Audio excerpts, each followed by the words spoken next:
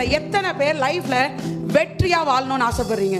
வெற்றி சிறக்கணும்ன்றது உங்களுக்கு உங்க வாழ்க்கை குறித்து தானே வந்து ஆசை மட்டும் இல்லை, அந்த விருப்பத்தை உங்க இருதயத்தில் போட்டதே அப்பா தான்.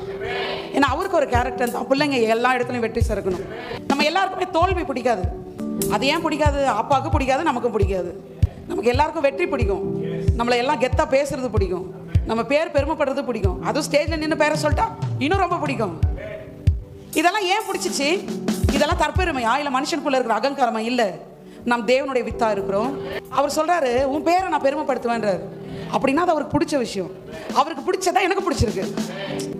Failure is not my calling, success is my calling. இவர் என்ன சொல்றாரு பாருங்க, 2 Corinthians 2:14. பவுல் சொல்றாரு, பிதாக்கு ஒரு ஆசையா தன்னுடைய குமாரனுக்குள் நம்மை எப்பொழுதும் வெற்றி சிறக்க பண்ணணும். இப்ப விஷயம் என்னன்னா, வெற்றி சிறக்க பண்றது இல்லை, எப்பொழுதும் வெற்றியா? நம்ம கணக்கு, மனுஷ கணக்கு எப்போதாவது வெற்றி. 2 மாசத்துக்கு ஒன்று பார்க்குறேங்க, 1 மாசத்துக்கு ஒரு ஆர்டர் வருதுங்க, 1 மாசத்துக்கு ஒரு குட் நியூஸ் வருதுங்க. ஆனால் அவரு 366 நாளும் உன் காது குட் நியூஸை கேட்கணும் தான் அவர் விரும்புறாரு. இப்போ யோசிச்சு பாருங்க, நேற்று ஈவினிங் அவனுக்கு வந்த ஃபோன் கால் மாதிரி டெய்லி ஒரு ஃபோன் கால் வருது.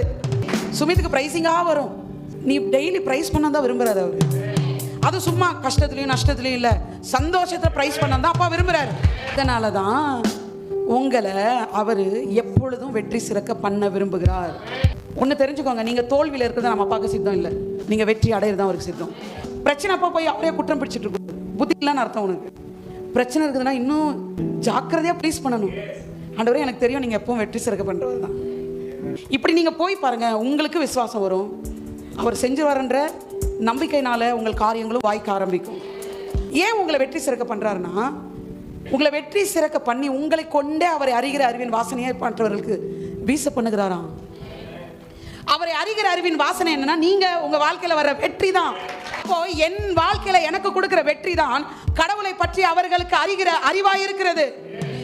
என்னுடைய வெற்றி தான் அவரை அறிகிற அறிவு. ஆமென். சக்சஸ் எதிர்பாருங்க லைஃப்ல.